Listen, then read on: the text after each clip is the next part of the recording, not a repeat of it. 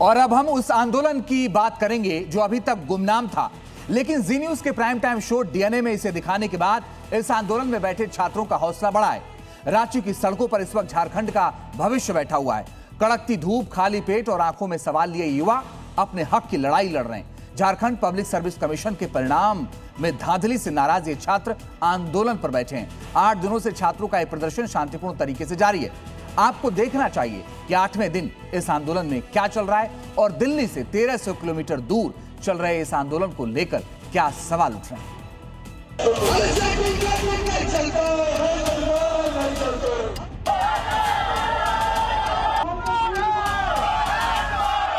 भीड़ हजारों की, दिन 8वां, दोपहर की धूप कड़ी और ऊपर खुला आसमान।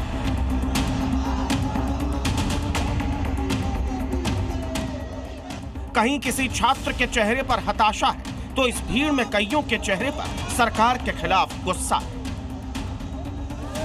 यहाँ हर कोई छात्र है, सिर्फ एक छात्र है, बस यही इनकी पहचान। लेकिन कल तक इसी देश में इन छात्रों का यह आंदोलन था गुमनाम। लेकिन जी मीडिया इन छात्रों की आवाज बना, इनके मुद्दे, इनकी मांग को जब दिखाया तो छात्रों में एक नया जोश आया। संवाद हो रहा है, बात हो रही है।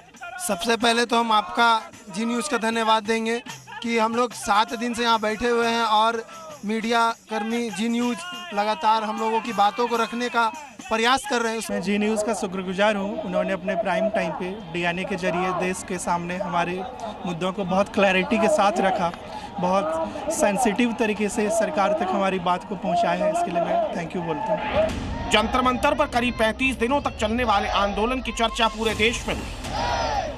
देश भर से जंतर मंतर के प्रदर्शन को समर्थन मिला। क्या नेता, क्या अभिनेता, क्या सामाजिक कार्यकर्ता, चहुं ओर से समर्थन आया। लेकिन रांची में एक हफ्ते के अंदर छात्रों ने अकेले अपने दम पर ऐसा आंदोलन खड़ा कर दिया जिसमें देखते ही देखते 5000 से ज्यादा छात्र जुट गए। आज रांची में छात्रों का हुजूम कल से भी ज्यादा बड़ा हो गया है। इनकी मांगे स्पष्ट है।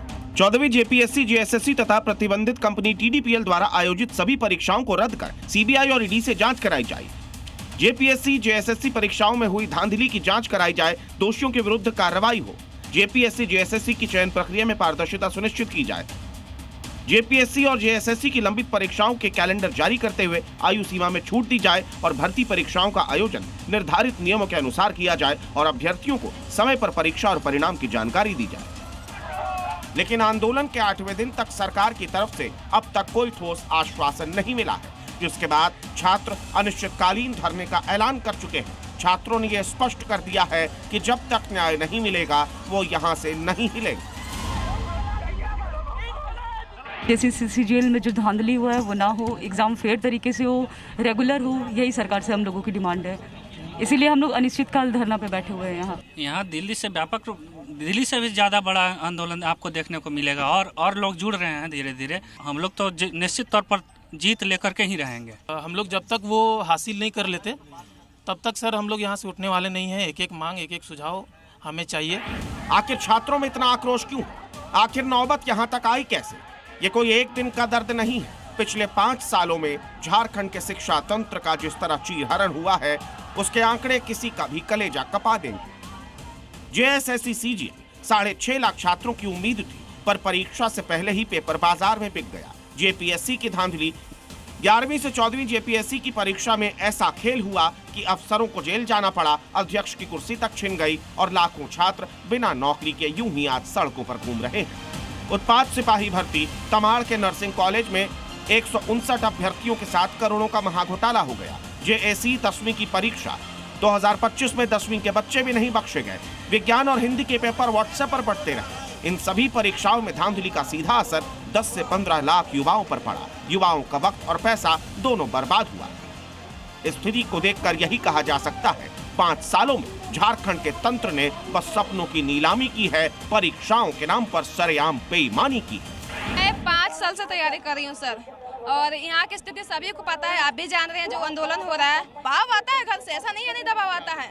दबाव आता है सर, जब घर से कॉल आता है तो दबाव आता है, कब तक होगा एग्जाम कोई निकला, अब घर से कैसे बताएं कि पेपर लीक हुआ है, यहाँ पे सीट बचा जाएगा, कैसे बताएं हम लोग, बताइए। मेरे जो दोस्त हैं जिनको मैं देखती हूँ कि जो बहुत कुछ सहन करके रह रहे हैं और बहुत उनका एज लिमिट क्रॉस हो जा रहा है, लड़कियां हैं जो बाहर रह रही है, बहुत कम पैसों में रहती हैं वो बाहर, और बहुत मुश्किल होता है सर। अच्छी इंटेलिजेंट लड़कियां हैं जो नहीं कर पा रही क्योंकि व्यवस्था अच्छी नहीं है। 3rd JPSC से लगातार मैंने PT क्वालिफाई किया, मैंने 3 बार JPSC मेन दिया, 2 बार इंटरव्यू दी हूँ मैं, और उससे पहले 2012 में सर दरोगा की वैकेंसी आई थी जब झारखंड 14 सालों के बाद, और उस दरोगा की वैकेंसी आज भी विवादित है सर। घर में तो बोल दिया है सीधे, बाबू पिताजी तो सीधे हाथ खड़ा कर दिए हैं। अपना कुछ सेकंड ऑप्शन में देखो, कुछ काम करते करते थोड़ा बहुत अपना मतलब अपना पेट वैसे ही करके अपना तैयारी करो, क्योंकि मेरा हम जितना करने का था हम कर लिए, क्योंकि पिताजी का भी 60+ एज हो जाएगा तो भी तो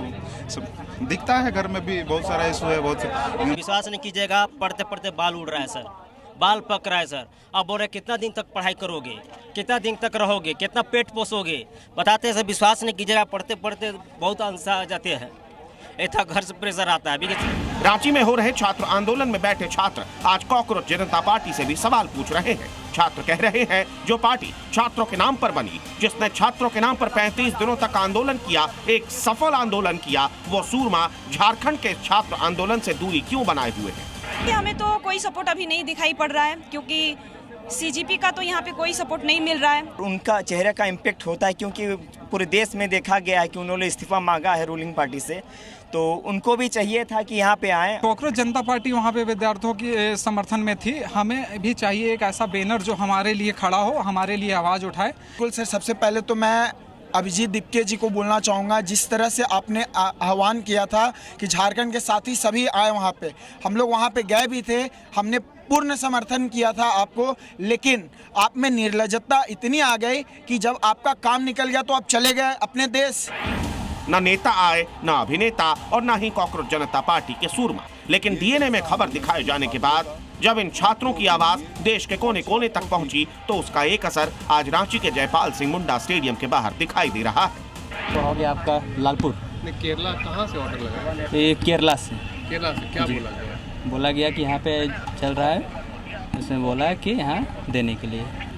कितना बिरयानी का ऑर्डर क्या आया है मतलब केरला? ये सब यहाँ पे 10 किलो करके सब। तो कितना पैकेट है? यहाँ करीब 10 नहीं करना 5 है, 5 पैकेट 50 kg बिरयानी। मुझे ये बिरयानी वाई किलो से मुझे ऑर्डर मिला था, मैं लाके यहाँ पे डिलीवर किया हूँ। कहाँ से आया है? अब कहाँ से आया मेरे को नहीं पता। अभी हम लोग ठंडा लाए हैं, बिस्कुट लाए हैं, बहुत सारा खाना सामान का ले, ये अभी दिल्ली से भेजा है। मेरा होटल है अशोक नगर गेट नंबर 2 में, तो अपने सौजन्य से हम 60-70 प्लेट का खाना का व्यवस्था करके लेके आए हैं, पानी भी आए।